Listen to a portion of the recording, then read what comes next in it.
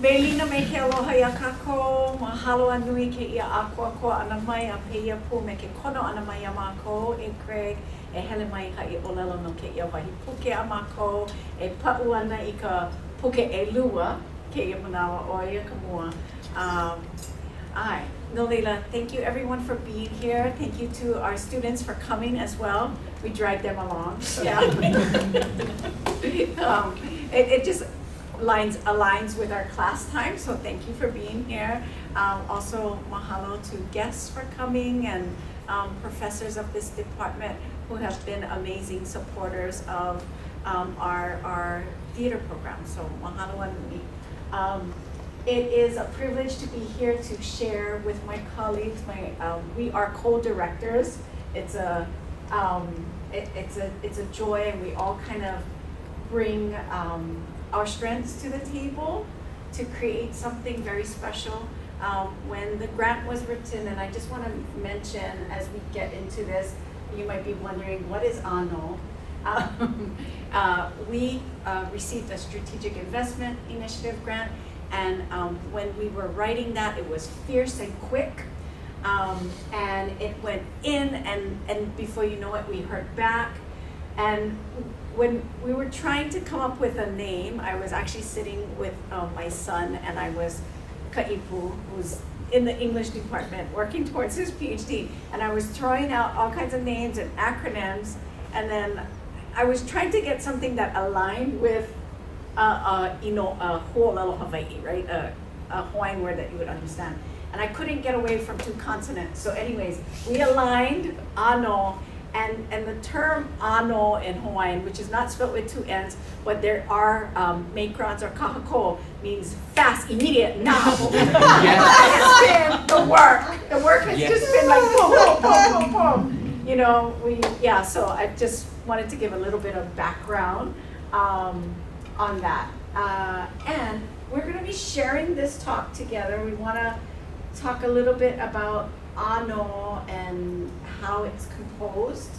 And then we want to share the chapters and then talk about how we get ano, right? What came before ano to put us in a position to have this Research Institute of Indigenous Performance.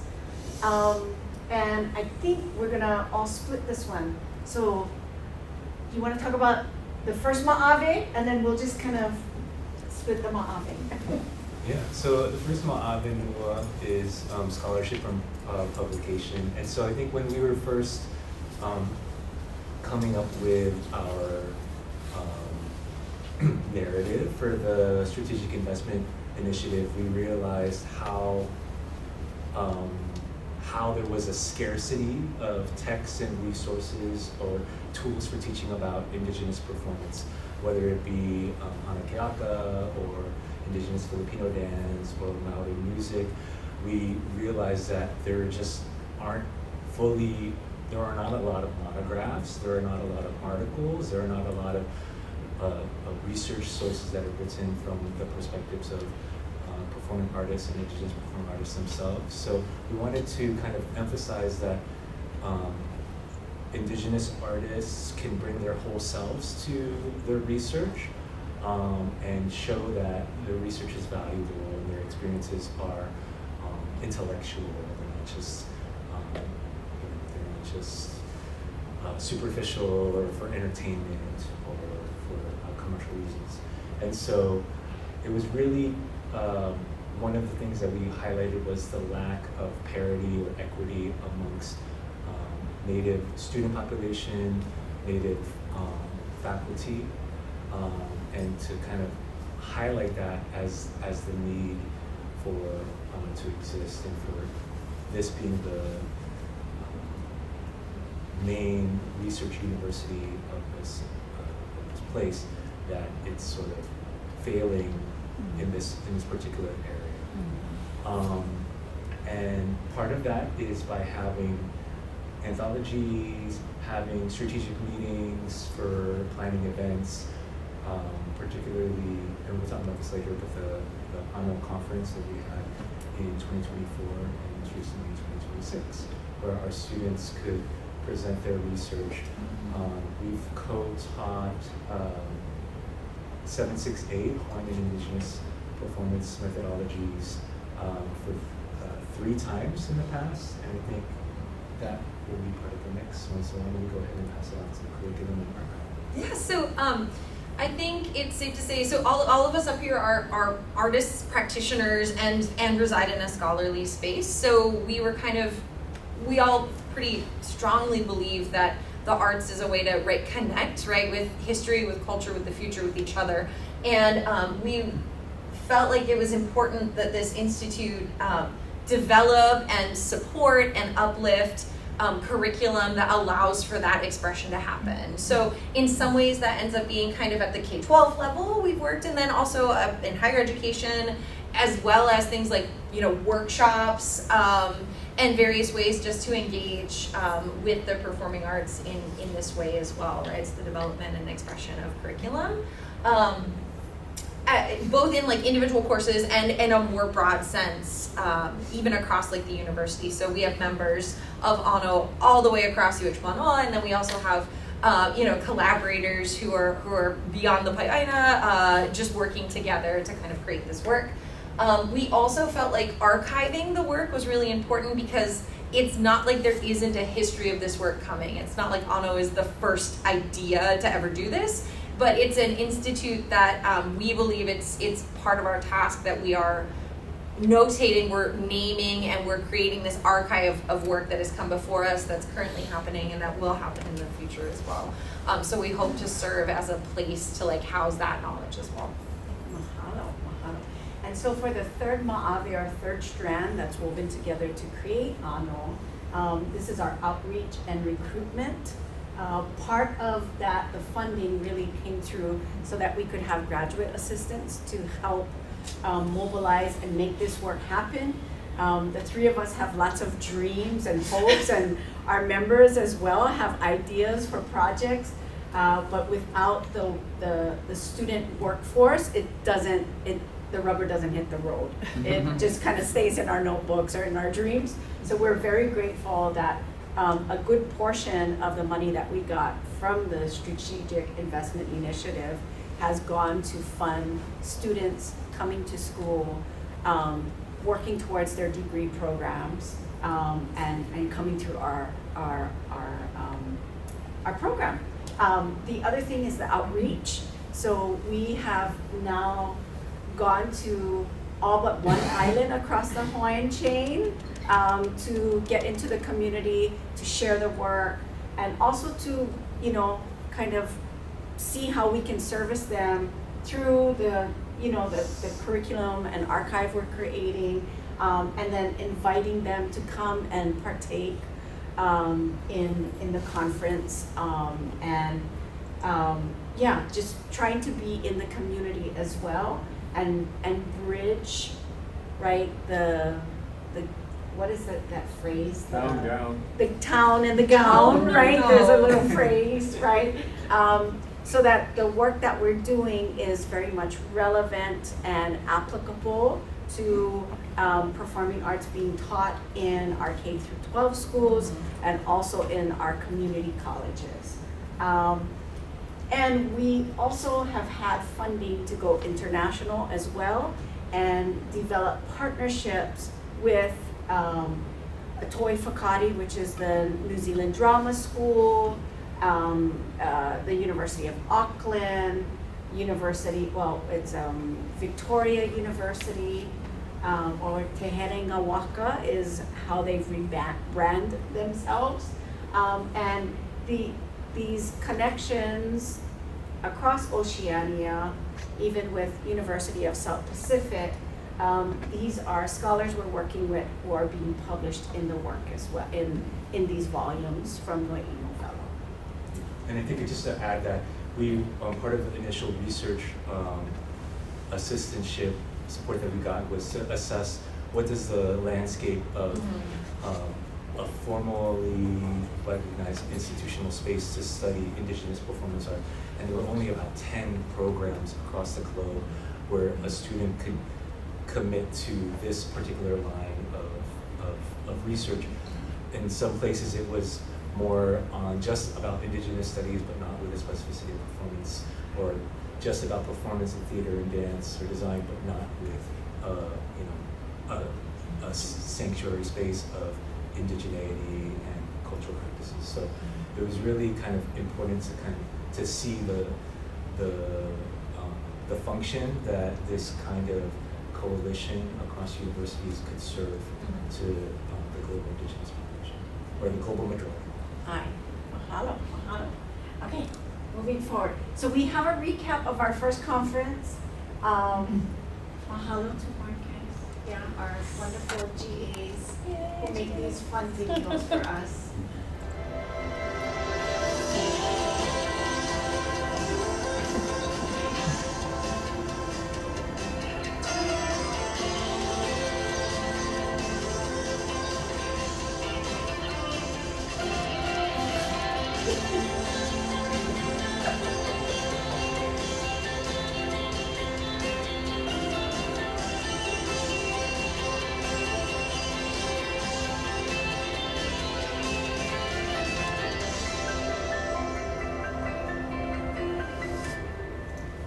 So as you can see, it's not just talking heads at a conference, right?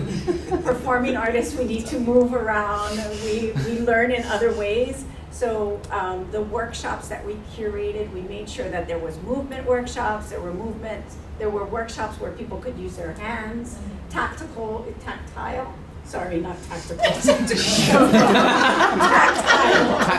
Sometimes. Sometimes. And then also there was workshops where maybe it was, around music, it was around, poetry. Poetry and that and whatnot. Yeah. So we have committed to a biennial. And we just wrapped our 2026 a couple weeks ago. We are now looking at bridging generations. So we did the survey, and now we're talking about, okay, how is this knowledge and practice being passed, right? What is kind of the intergenerational transference of this knowledge and these artistic practices, yeah? And we have a recap of this last one as well, and you can kind of see what we added this year.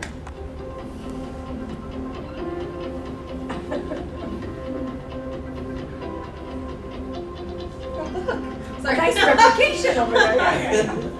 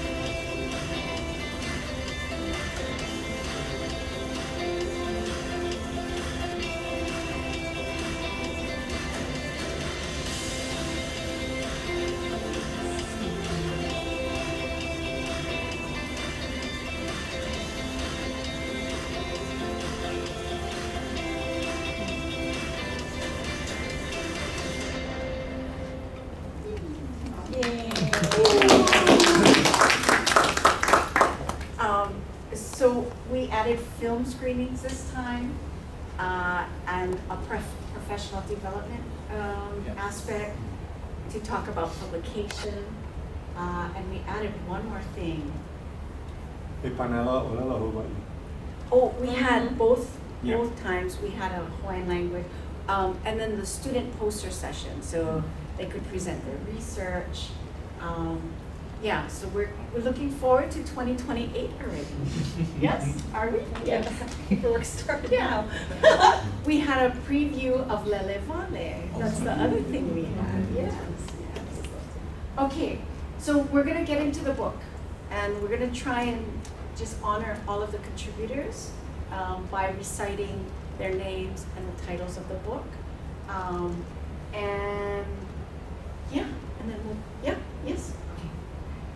Oh, are we gonna talk about what Noi'I Nowelo means first? You kind of mentioned it already in the introduction. I think we can get in. Okay, deep research, embodied research. Yeah, we're gonna move forward. And there's a QR code if you wanted to get a digital copy. Okay, they'll be interspersed. So the first section, we broke the book up into, I think it's 5 sections.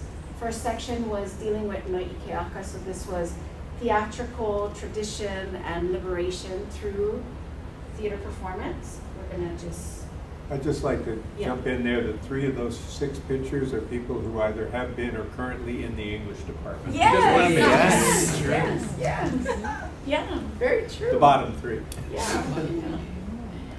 Okay, so again, we'll just say the names and the titles. Okay, so Hele Kupa, Hele Kumu, Makekahua. Kumu Kahua Theater's role in weaving the lay of Kanaka narratives. And this was Akea Kahikina and Meredith Deshay Enos. Oh, sorry. Talking to Mahu Ghosts and Lovey Lee, Stephanie Noelani Teves. Umauka Hanakeaka, Baker. Kiara. Kaipuna makani o lono. Kamamai puna ai no kalani. Yeah. You want to do this one? You want to do?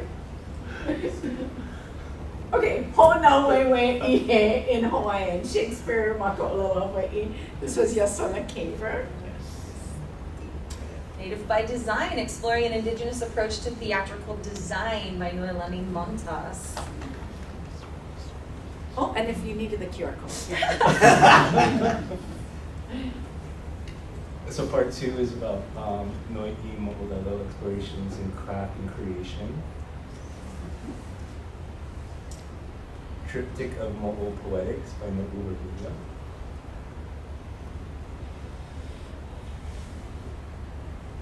E noho I ka aku ka leo e heia ka pipi ohi e nā paniolo o ni ihau. Ku'u ipo, e ku'u ipo lani wang. The opposition of violence, creation, creative combat, and the future imaginary. Brian Kamali, Kuana, English graduate. 3 of the 4 this time. Play, a crafty essay by Christiana Kahakabuka. I'm getting the QR code. Part 3, Noi'i Hula Hula, from Indigenous Dance Studies to Cultural Activism. I want to do this one. Preserving and identifying through indigenous Filipino performance, J. Lorenzo Perito. Natihine in Narm, from residency to occupation via a performative activation of plays. Dr. Tia Rehana Morununu. Dancing Beyond the Reef, Tourism, Labor, and Indigeneity, Asalema Crawford.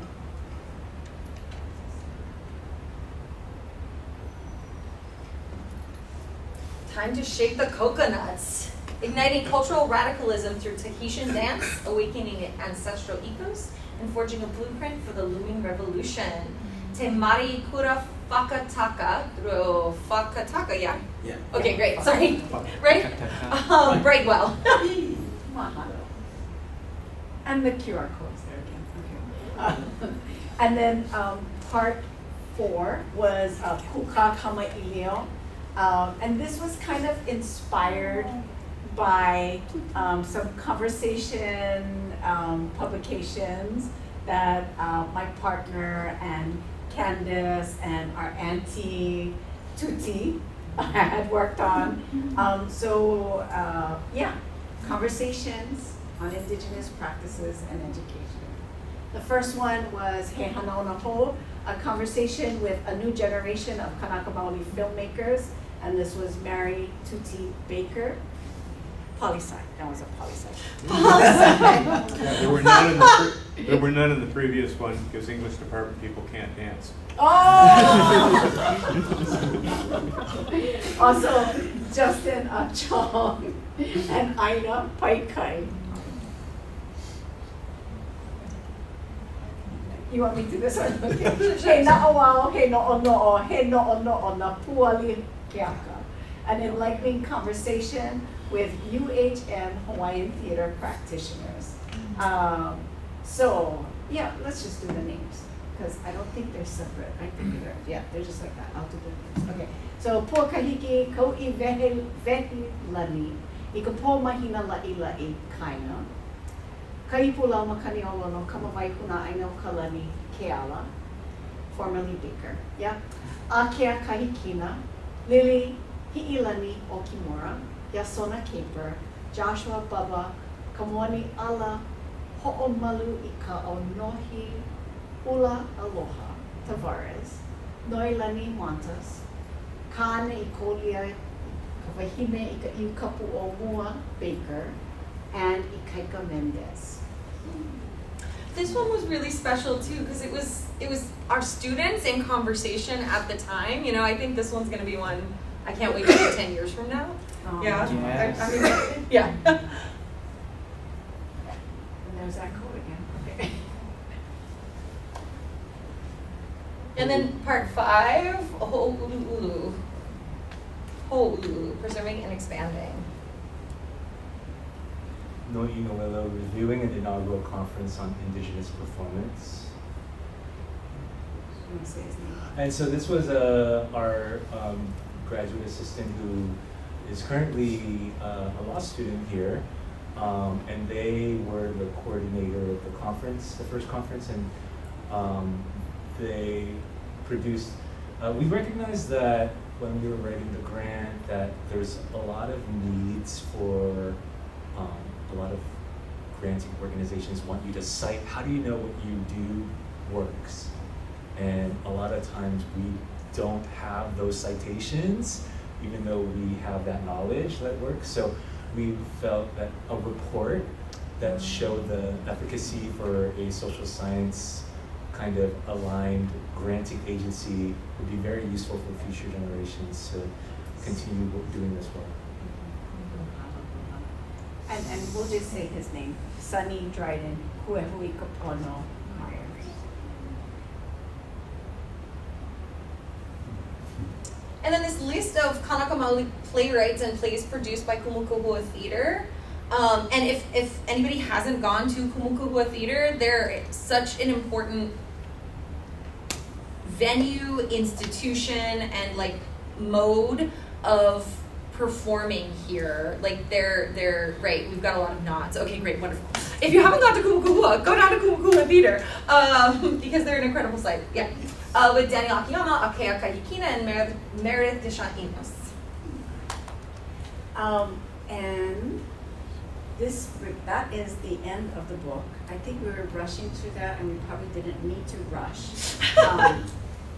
I kind of wanted to mention a little bit about that list as well. A lot of theater, a lot of work gets done in our community, and it's not always documented. And that was a driving factor behind our impulse to create an archive, right? And to document the work that's being created. So part of ANO's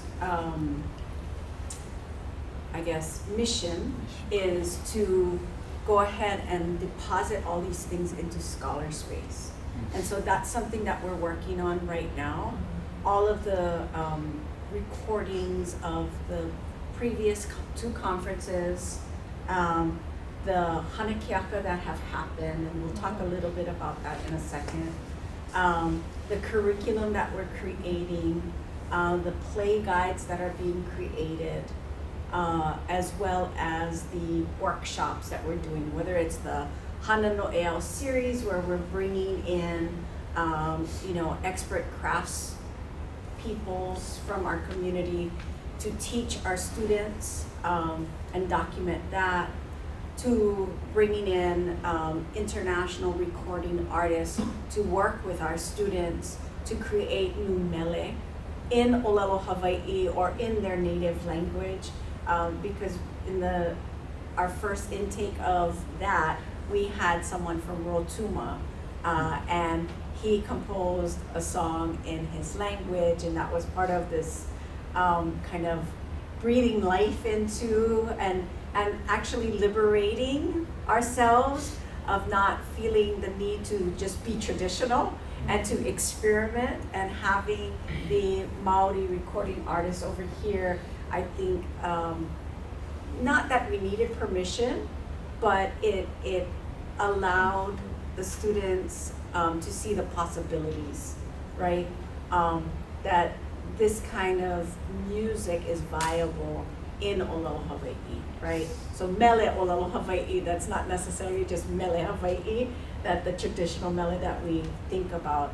And I want to mention that, Lele Vale does that as well. There is new compositions that wouldn't be typically thought of as mele Hawaii, that Ikaika has composed and arranged for the show, that I think allows us to think about a future where we're not afraid of trying new things, and we feel confident enough, and our foundation is strong in our knowledge bases of language and culture, that we can create, as Indigenous people. So that's one of the goals, I think, of Ano, and Noi'I Nowelo is trying to document that work.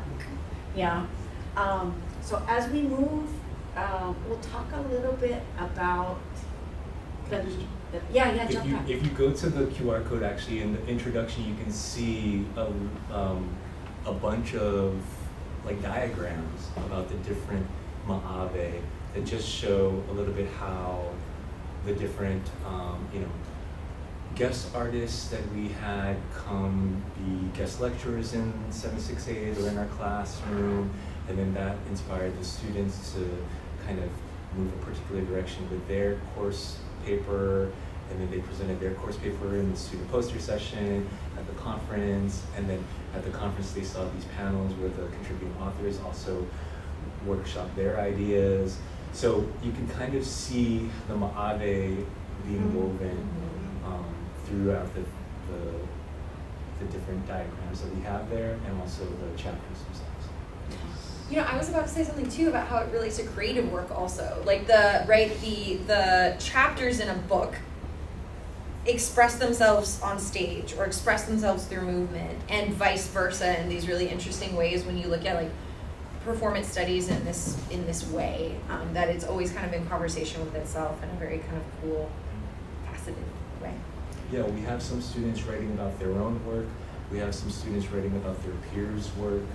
We have students that are producing research that's not related to their own work, but they maybe gain the confidence to write about performance from being on the stage. So it really is a variety of disciplines, whether it be design, or music, or dance, that I think makes that Ano and Anakaka program so strong.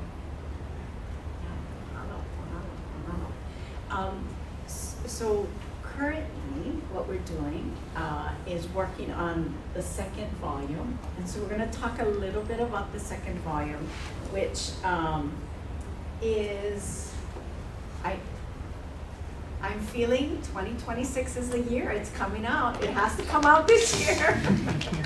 And we are, So true. we're in a good space. I think we're in a good space. And our graduate assistants are excellent in helping us to make it happen. Right now, we are looking at 12 chapters that we have that have gone through, anonymous peer review, and second and third drafts and revisions. That's 28 contributors in those 12 chapters, and we're hoping that this summer it'll be out there. Should we talk a little bit about what the contributors look like? Yeah? Yeah? Maybe we can start with Miley. Oh, so I've contributed a photo essay in collaboration with Ka'ukapu Baker. So she and I have been collaborating for a number of years and worked together to last year build from the Wauke up a kapa holoku, probably for the first time in about 140 years. We've seen this garment physically in the space on a person. So we've created a photo essay documenting sort of the history, the context, but more importantly, I suppose for us in the moment, the embodied experience of actually that process, and then the kind of reflections upon seeing it moving on a human. Yeah, this book lives in the history is pretty fun, so we're excited about it. Yes, and it's a beautiful essay. It's really well researched, because not just did they dive into the text and the books, but they were able to go to Mission House Museum and pull out the one holoku that they have from the 1800s and examine that. And I was a fly on the wall. I invited myself to the field trip, and I said I can take pictures and document.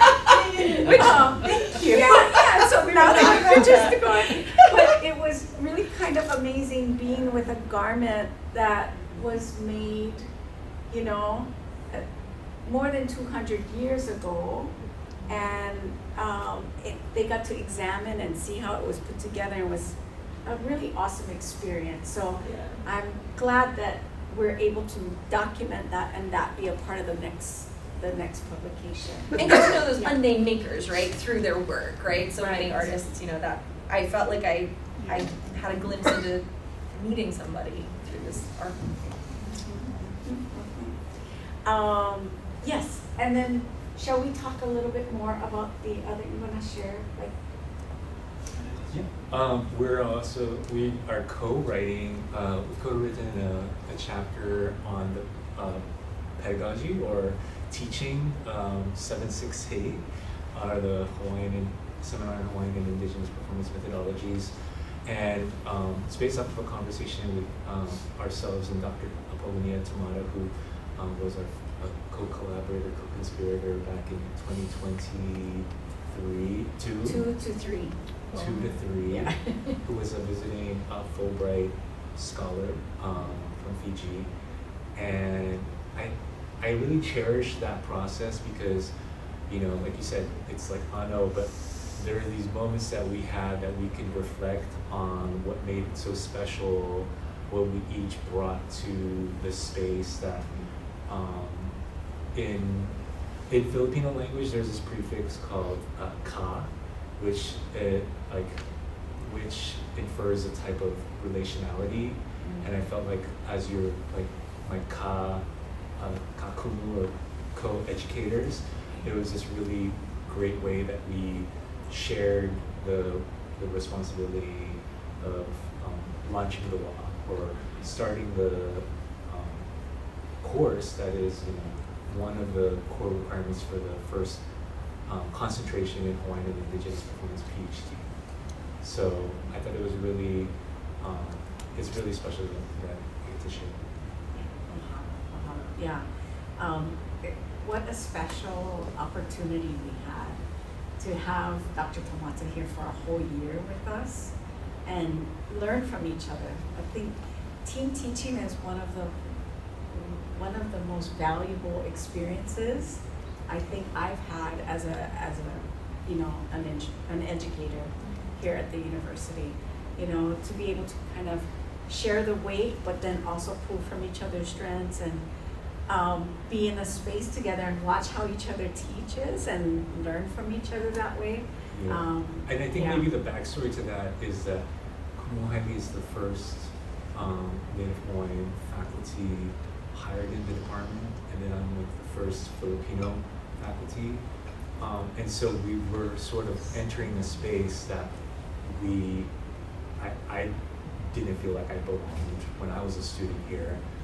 I was in American Studies, so, and I remember telling you, you know, I took a class where one of the faculty wrote unhappy faces when I criticized Bart's. And I was in the marginalia, and I was like, okay, so being in a space where we could be critical and think around the indigenous performance practices that are part of our being and holistic education was great. And we don't teach the same.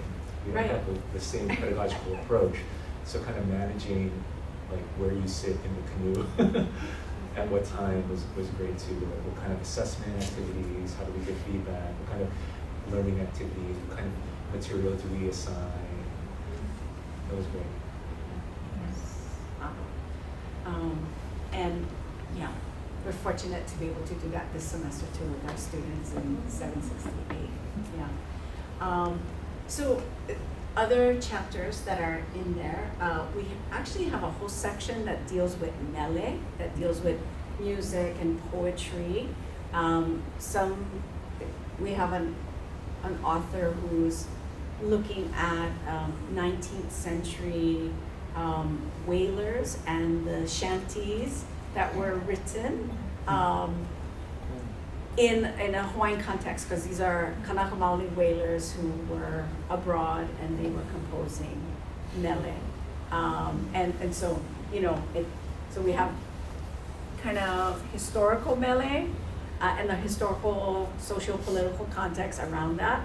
And then we have resistance mele. We have it's a joint contribution on that one, professor and graduate student, and they look at Au'aia e Kama, and they talk about that as a composition of resistance, and they look at that through the lens of what happened at Mauna Kea and how that mele galvanized our lahui, our people. And then we have, I'm trying to think through. We have a couple of, we have an acting analysis, like how would we describe that? A performance analysis of the actors and the way that Puana was delivered. There's some thoughts on directing, but more on performance there. We have that. And then there is an educational kind of packet / curriculum, how we can use Hanakeaka in the Hawaiian immersion classrooms, and that was done by a professor from